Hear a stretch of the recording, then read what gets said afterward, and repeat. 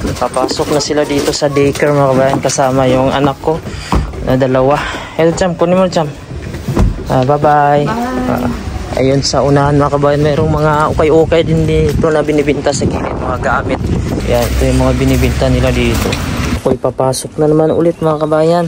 At ito po yung paligid natin. Naglalaglagan na naman yung snow at kung tuloy-tuloy ito mamaya, tataas na naman to. So nandito na po yung anak ko, mga anak ko at saka yung asawa ko. Hinatid ko lang sila, naglakad lang kami mga kabayan dahil yung bahay namin nandyan lang sa likod. Siguro mga 10 minutes, wala pang 10 minutes kung maglalakad. Pero pag may bata, medyo matagal-tagal, siguro mga 12 minutes kasi maglalakad pa kami.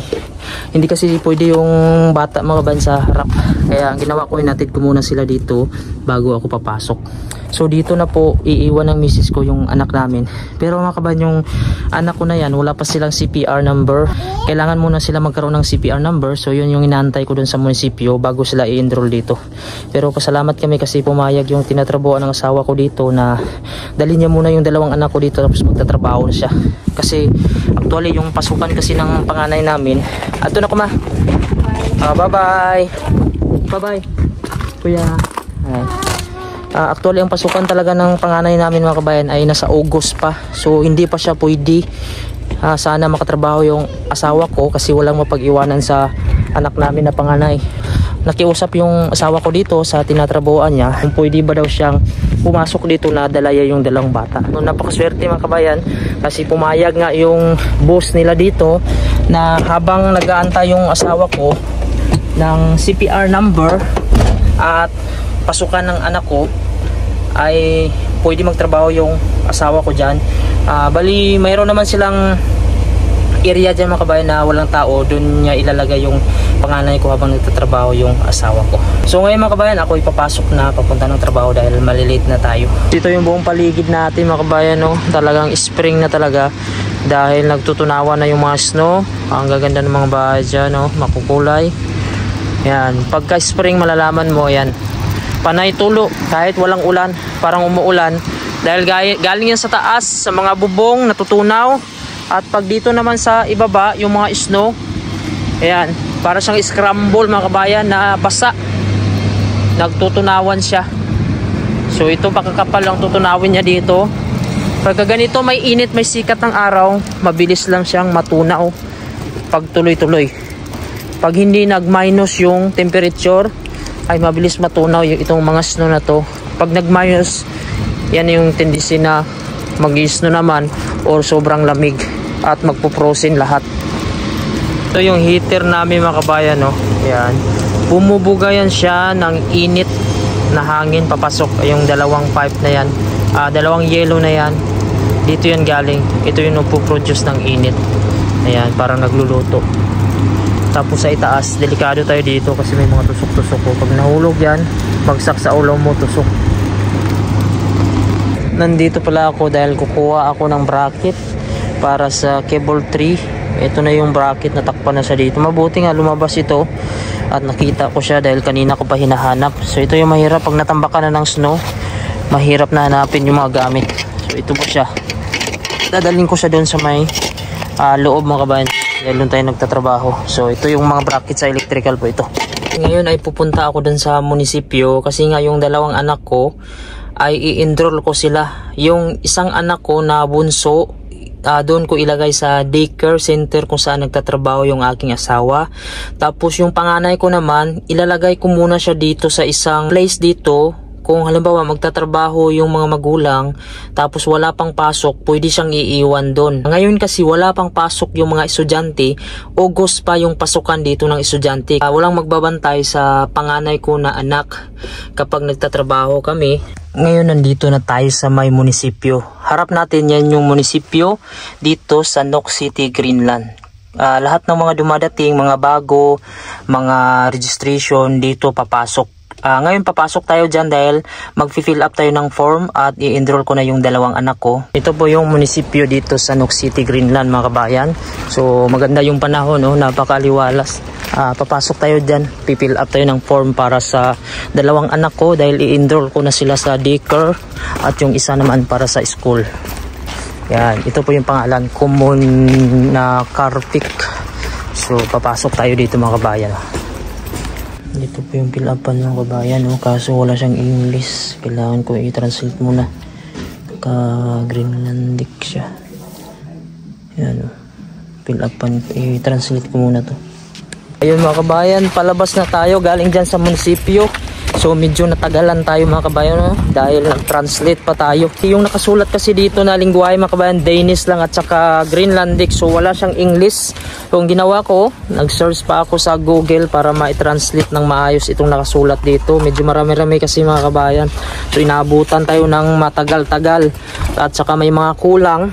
So ayun, mahirap talaga mga pag hindi mo pag-aralan yung lingwahe nila. So tayo ang mag-adjust kasi tayo naman ang pumunta dito at bayan nila ito mga kabayan, kaya may karapatan sila mga kabayan na gamitin yung sariling lingwahe nila. Mahirap dito pagka sa mga application na dito, minsan wala siyang English na translation gaya nito, naka Greenlandic at Danish lang. So naghanap ako ng English, wala. So may iba naman English yung ginagamit. Pag sa school naman ngayon mga kabayan, gumagamit naman sila ng English, pero kadalasan sa mga office dito minsan Danish at saka Greenlandic. So mabuti mayroong application at saka yun yung ginamit ko. Ngayon mga kabayan, dalhin ko itong papel dahil kailangan ding magpirma dito yung misis ko. Tapos isisend ko na lang daw sa kanilang email. At pagka na-approve na, doon na nila ako tatawagan at i-email na nila na pwede nang pumasok yung anak ko. Dito po yung anak ko. Hello, Amaya. Ay, bebe. Giaway ni mo? I-picture na lang, ipasa sa kuha. Ano sa man, pirmana ni mo? May ballpen ka?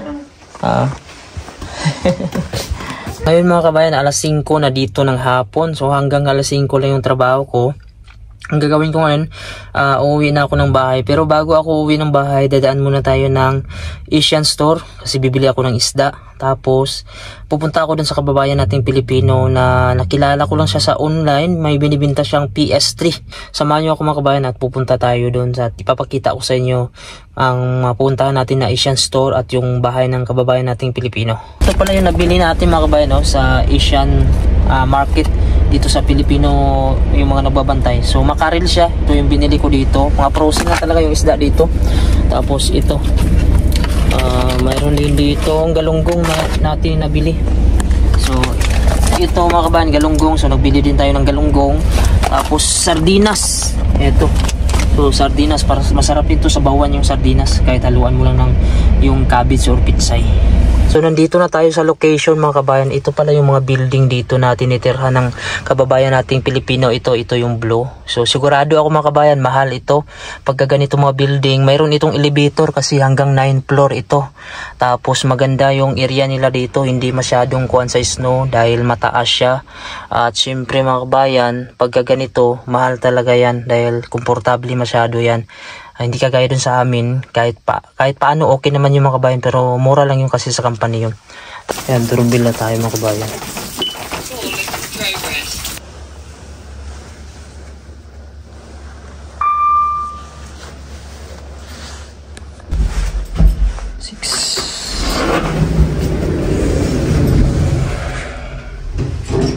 So ayan mga kabayan, nandito tayo sa loob ng elevator.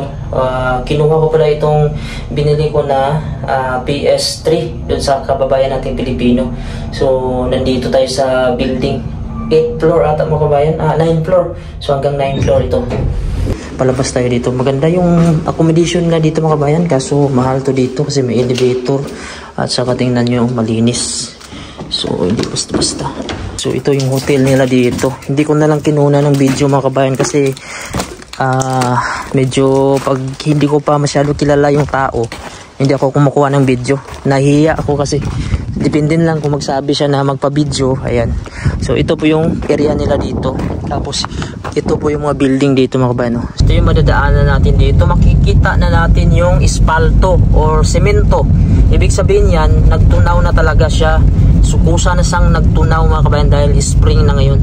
Mapapansin nyo yung mga bahay, nababalutan pa rin siya ng mga yellow, snow. At paunti-unti na yung mga kabayan. Magaganda yung mga bahay dito. Yan yung mga sinaunang bahay na makukulay. Pero ngayon ay parang unti-unti na nilang nawawala mga kabayan dahil pinapalitan na nila ng mga building. dahil sa dumadami na rin yung mga tao dito. Kaya wala na masyadong space pagka ganyan lang, kasi halos isang pamilya lang maka-occupied ng ganyan. Ayun sa unahan mga kabayan, mayroong mga ukay-ukay din dito na binibinta sa gilid, mga gamit. Yung mga mura lang mga kabayan, nagamit na din yan. So hanap tayo dito ng cord, yung sa PS3 na HDMI. Yan, ito yung mga binibinta nila dito. Hanap tayo mga cord na HDMI, mga charger ng mga luma, tapos mga jacket, sapatos. Yan, bibinta pa rin sila dito mga kabayan, no? Kahit malamig at nag-snow. So dito sa Greenland may mga binibinta din sa gilid-gilid, yung mga gamit na hindi na masyadong ginagamit at saka tinatapon. Yun, may TV pa nga dito. May PS3 din siya. Yung mga CD. Marami pa na dito. Yung mga gamit binibinta na lang. Mura na lang ito mga kabayan. Ito yung itsura ngayon ng Nuuk City mga kabayan, kung saan tunaw na yung mga snow. Dahil nga hindi na minus degrees Celsius yung temperature dito, nasa plus na. Basta hindi siya mag minus mga kabayan, okay siya. Ay, kung napapansin yung mga kabayan, yung mga snow na naipon bigla na lang natunaw, naging tubig.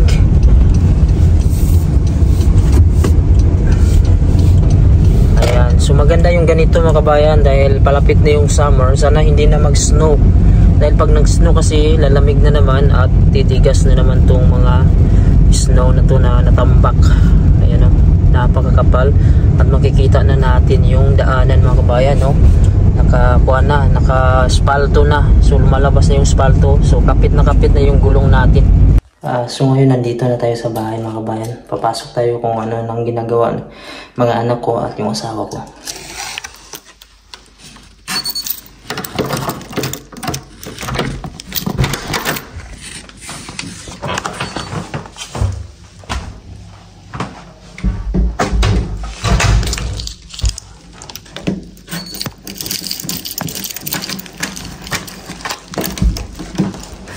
Pasalubong. Ang kanin mo. Tuwang-tuwa. Papa. Kiss papa, kiss. Miss you. Kiss mama. So ayun mga kabayan, tuwang-tuwa na yung aking anak dahil yung PS3 ay gumagana. Ang problema nitong PS3 mga kabayan, nung ginamit ko siya, hindi siya gumagana. So sabi nung may-ari, baka may laman doon sa loob. So ginawa ko, binuksan ko nga siya. So may laman siyang mga CD pala sa loob. Kasi ito yung first time ko na makahawak nitong PS3. Kasi dati hindi naman talaga ako, mahilig ako dati mag-games pero wala kaming pera dati na makabili. Lalaro lang ko dati minsan sa computer, yung hulog-hulog lang. Pero ito, PS3 na ito mga kabayan, PS3. Ang bago ata ngayon, PS5. Pero ito na binili ko sa anak ko. So ayan, binuksan ko siya kasi may laman pala siya. May laman siyang mga CD. So tinanggal ko muna at ngayon naayos na siya. Kahit ganito mga kabayan, okay na ito mga kabayan kasi mura lang pagkabili ko. So dalawang joystick niya. So ito na yung libangan ng anak ko. Ayan. Tuwang-tuwa yung anak ko kasi first time niya din makagamit ito mga kabayan kasi hindi nga namin siya mabilan-bilan ito dati dahil mahal ito sa Pilipinas. Hindi naman natin kailangang bumili talaga ng bago kung mayroon namang mga nagamit na nasikanhan, kasi itong laro na ito mga kabayan, magsasawa din tong anak ko dito. Kaya okay na itong ganito kahit sikanhan lang siya, at least may magamit siya.